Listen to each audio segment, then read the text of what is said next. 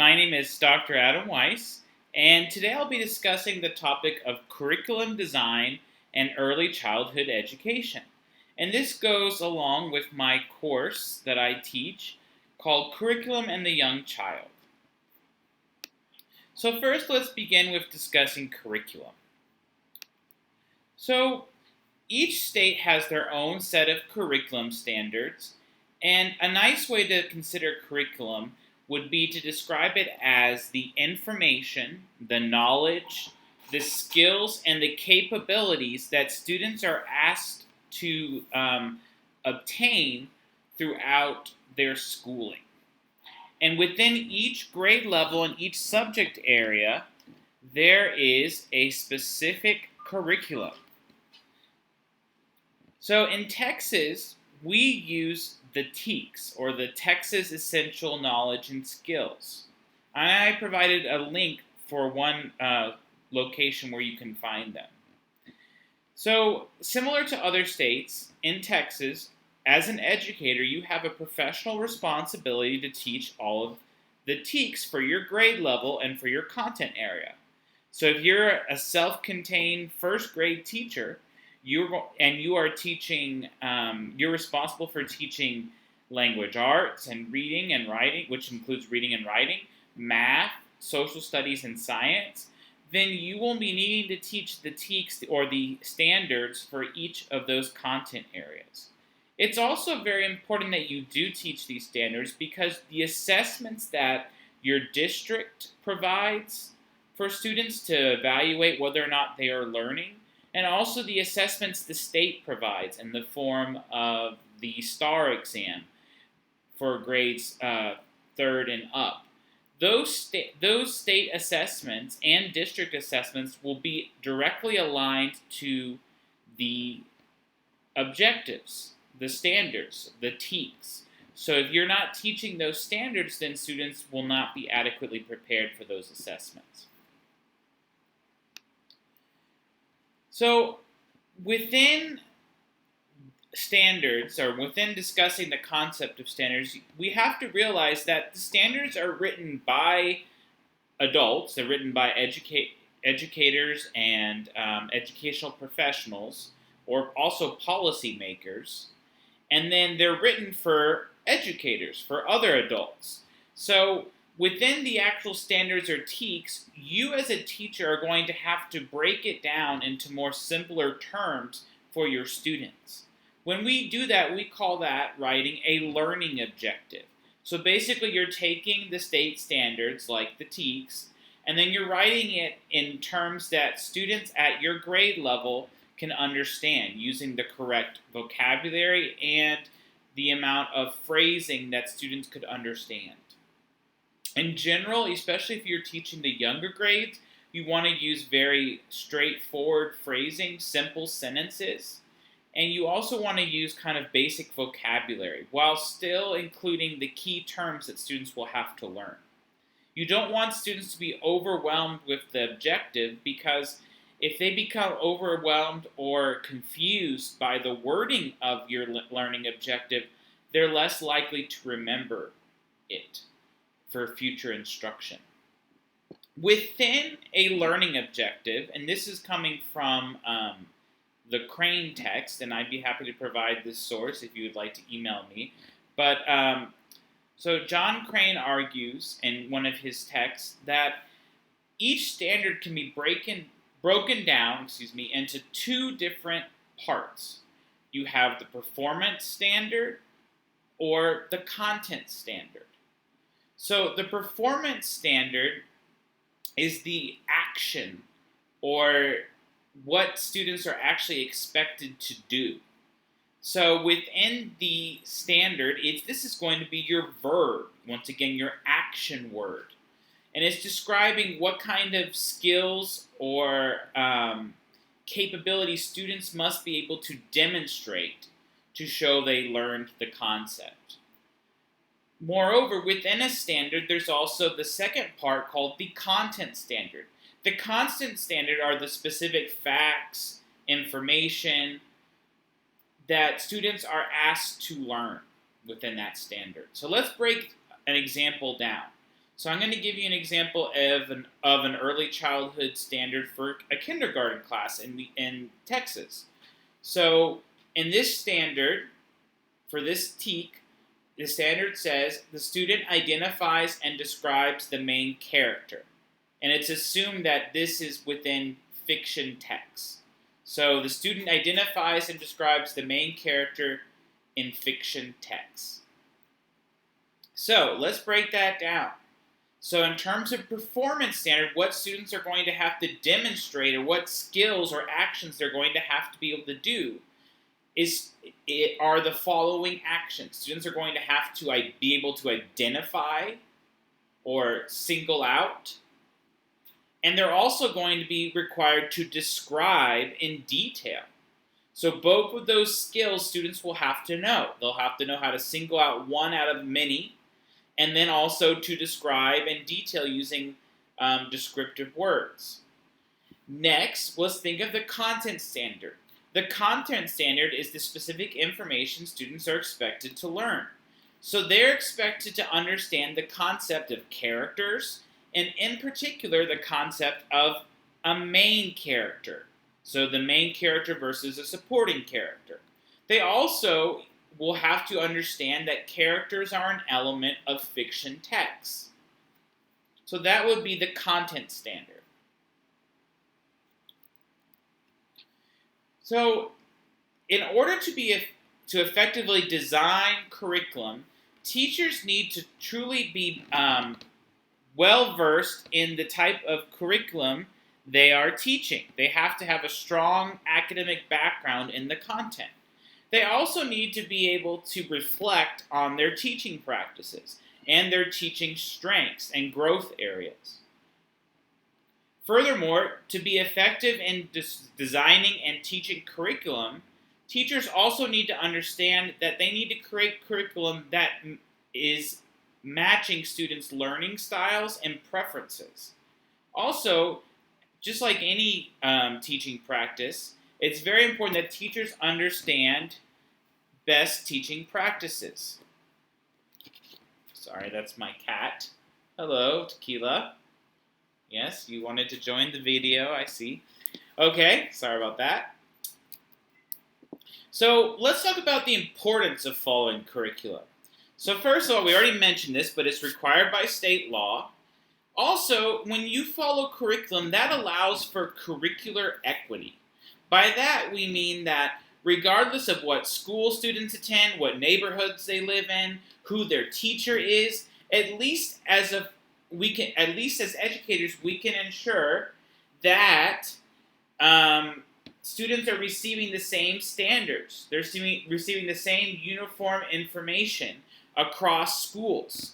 So even if they do not have, unfortunately, the best teacher, or they don't have the newest technology resources in their classroom, or maybe they do not even have a lot of textbooks or materials, at least we can ensure that the goals of our instruction, the learning objectives, are uniform across the state. That students are still learning the most important information that we know is essential for students at that age level to have to be prepared for not only the future grade, but their future careers and their future learning, hopefully in higher education in some sort.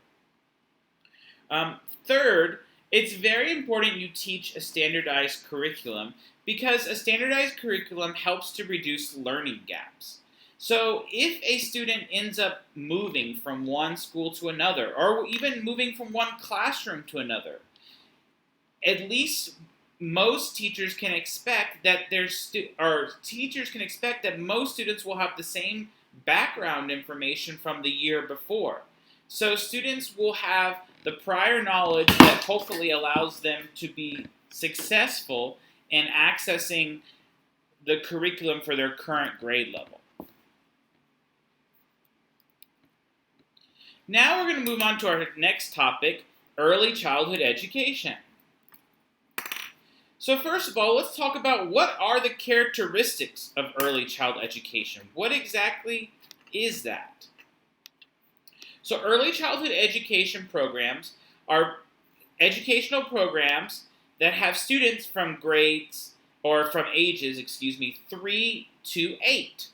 So, early childhood programs could include daycares that have academic instruction, not just free play or not just supervision, but actual daycares that provide some form of instruction or lessons. Early childhood education could also include Head Start programs, which are like publicly funded early childhood programs for students before they reach pre-K and kindergarten. Early childhood programs could include pre-kindergarten classrooms or also kindergarten classrooms, all the way up to first and second grade. And early childhood programs could be either public, so they're offered for free for people within a certain community, or they could also be private. Or they could even be, like I mentioned earlier, with the Head Start programs, publicly funded. So they're uniquely provided to students who, for example, in the Head Start program, that program is provided for students who are economically disadvantaged and they qualify for that program.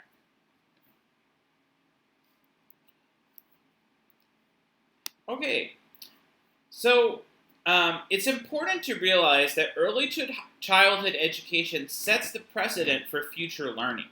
So if you look at this chart, you can see that there are many different concepts that students will learn in their early childhood classes that will set the foundation for their future learning. So let's start with aesthetic skills. So students will have to learn how to appreciate different cultures, and they'll also learn how to appreciate nature and the beauty of the world. They learn that in early childhood education classes.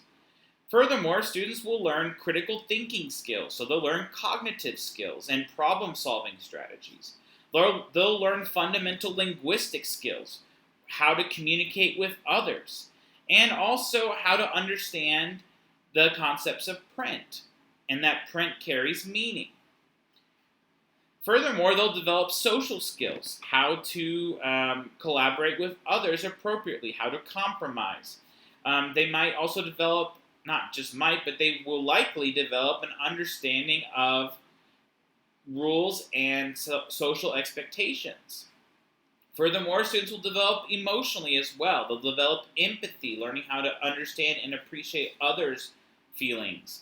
They'll also develop coping strategies for when things get difficult, when they are provided with something new that they haven't seen before.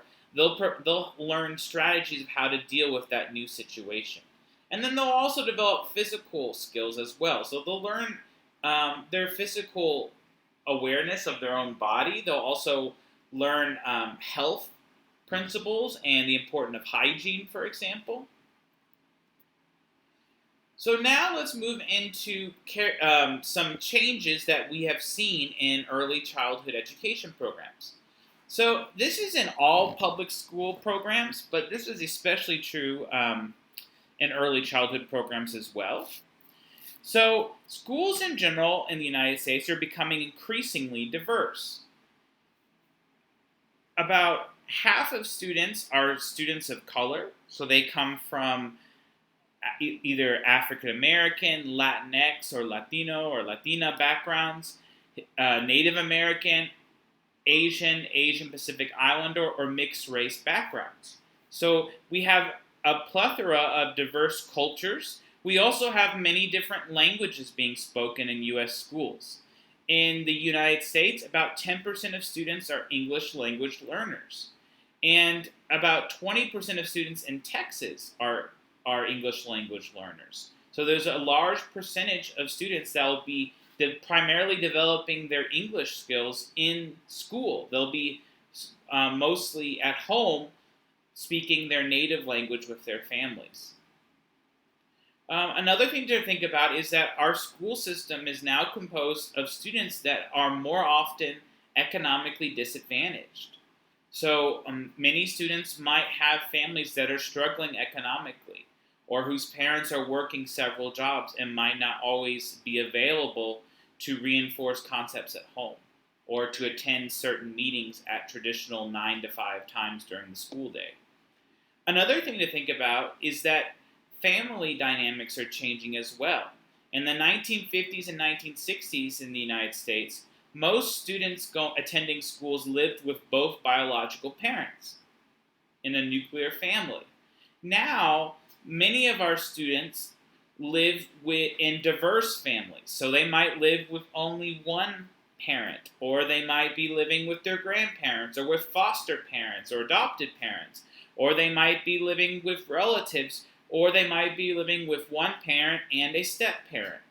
In fact, less than 2/3 of students actually live with their biological parents. So that's another thing that we have to consider. We have to make sure that we engage diverse families and that we also incorporate and inform all family members that are invited to participate in the educational process.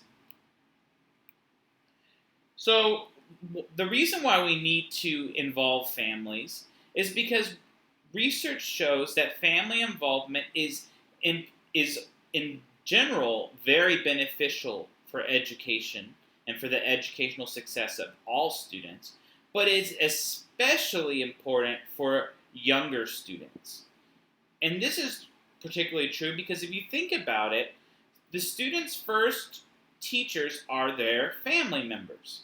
They learn from their siblings or from their caregivers, either their parents, adopted parents, grandparents, or family members. They learn things such as the importance of getting an education. They learn different values and belief systems. They also develop a conception of what is physically healthy based off of their families' perceptions of physical health. They also develop a concept of the different social roles different groups have or different genders have. And they also develop a philosophy of learning based primarily off what their families first show them when they are at home before they enter early childhood programs. Another thing that we have to remember is that families also immediately affect students' learning outcomes because families are responsible for meeting early childhood students' basic needs, such as food, shelter, stability, and clothing. So if families are not, unfortunately, being successful in meeting one of these prerequisites for learning, students could end up falling behind, not because they are experiencing academic difficulty, but rather it's because they're experiencing socioeconomic difficulty at home. Families, of course, provide transportation to students to school. And families, this is going to be probably the biggest impact that we see because ideally, families are providing those basic needs for students.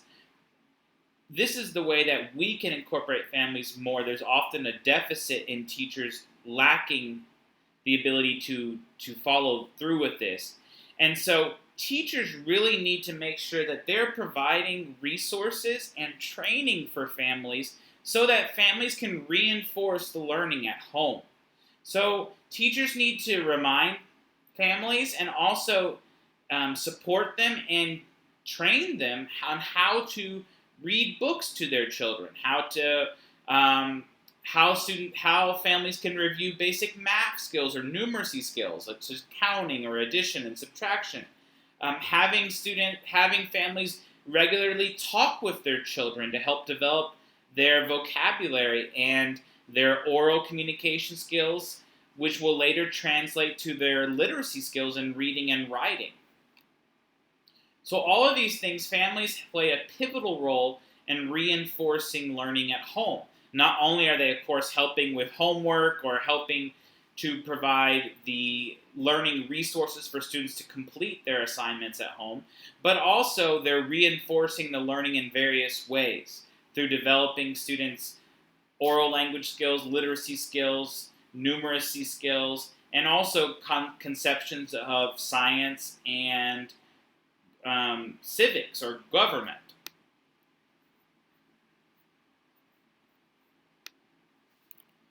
So now we're going to end for today with an emphasis on what research says are high-quality early childhood education programs.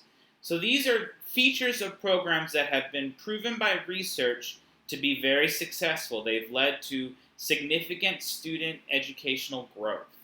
So their students have entered in at a basic level, and then they have continued to improve and grow and make at least more than 1 year of academic progress per year. So they've improved faster than their peers, who unfortunately might not have had high quality education programs. So, some characteristics of high quality education programs include the following.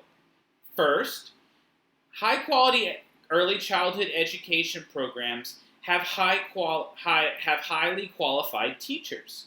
They have teachers who have been trained academically, not only in the content area, so they have a strong content knowledge of whatever they're teaching, whether it be math, reading, science, social studies, fine arts, physical education, etc. So teachers not only have a strong content area understanding, but they also have received formal training and practice with how to be an effective teacher, how to provide instruction in which students learn. So they've had instructional techniques that they've developed, and we call this pedagogical skills or pedagogy. Second, a feature of high-quality early childhood education programs is that the teachers are well compensated and that the teachers persist in their schools and in their roles. So, when teachers are not well compensated, they often are unfortunately distracted.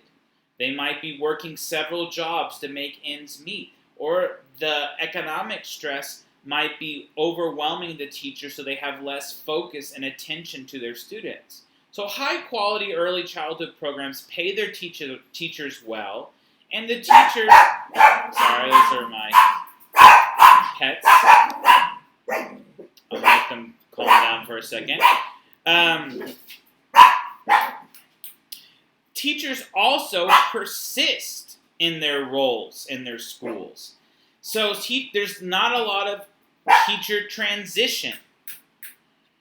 There's not a lot of teachers moving from one school to the other and interrupting students' learning. Because if your teacher is moving in the middle of the year, or even from one year to the other, teachers have less time to really get to know the families that are served in that school, their communities, and they're less likely to also develop expertise in their particular grade area or content area. So teacher transition is important in that we want to reduce teacher transition. We want teachers to persist in their same schools and their same content areas and grade levels so that they develop expertise. So high-quality programs do not have a lot of teacher transition.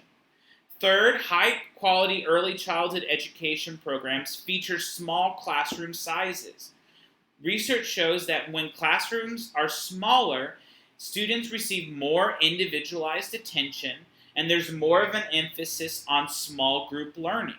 There's less behavioral management issues or less disruptions because of negative behaviors, and students are receiving, once again, more differentiated instruction by their teachers. Fourth, high-quality early childhood education programs feature cultures of care in which students develop positive, professional, and supportive relationships with their students. Fifth, high-quality early childhood education programs also feature safe environments that involve intellectual stimulation.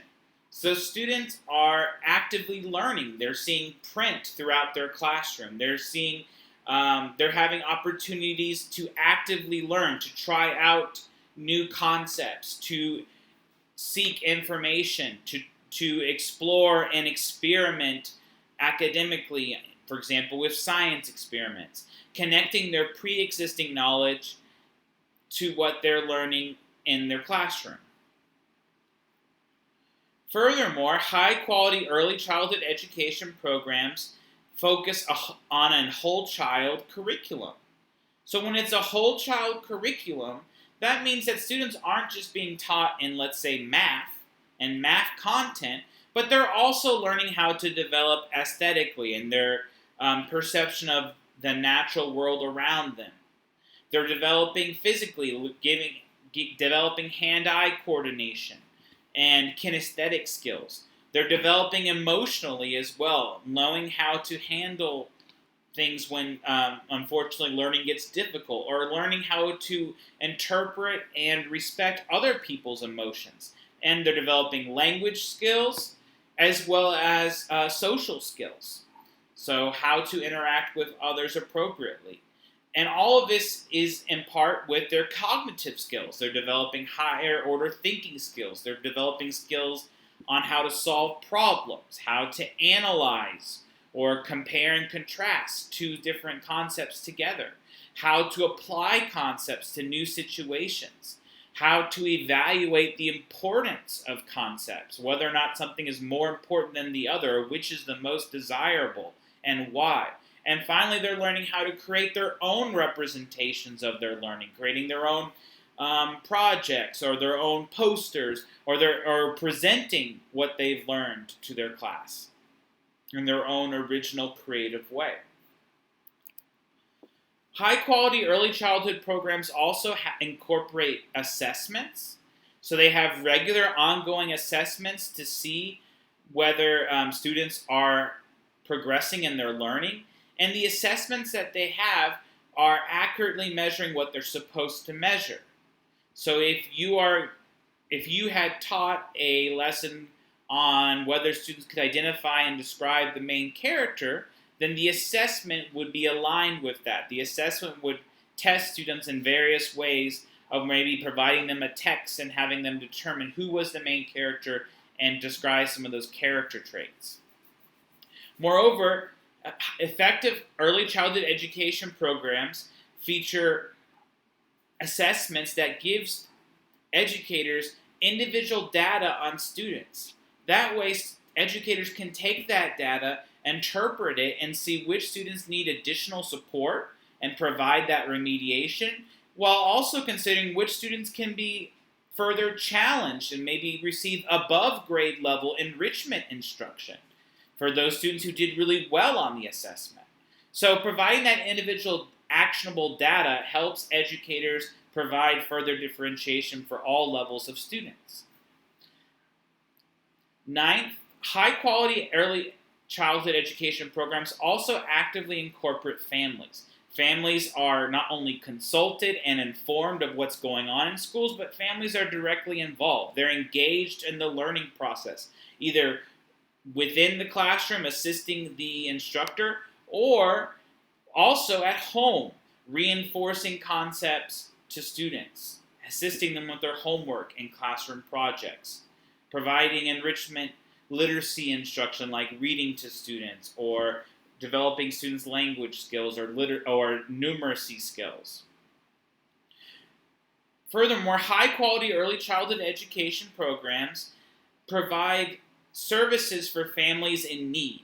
So families that need additional economic resources, such as additional food or classroom instructional materials, or like supplies, or families who need ongoing support in how to become better parents and how to become better home educators of their children.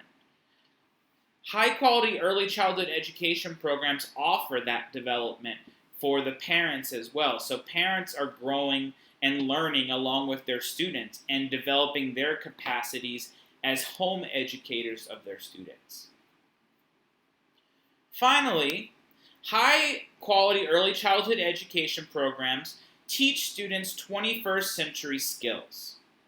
By 21st century skills, we're talking about real-world skills that students will use in their future jobs. For example, learning how to count money and make change, learning the structure of society and different jobs and responsibilities of different community members, understanding government and law, the importance of laws, understanding how to read technical information or how to read instructions, for example, how to have hand-eye coordination and kinesthetic skills to be able to organize materials effectively.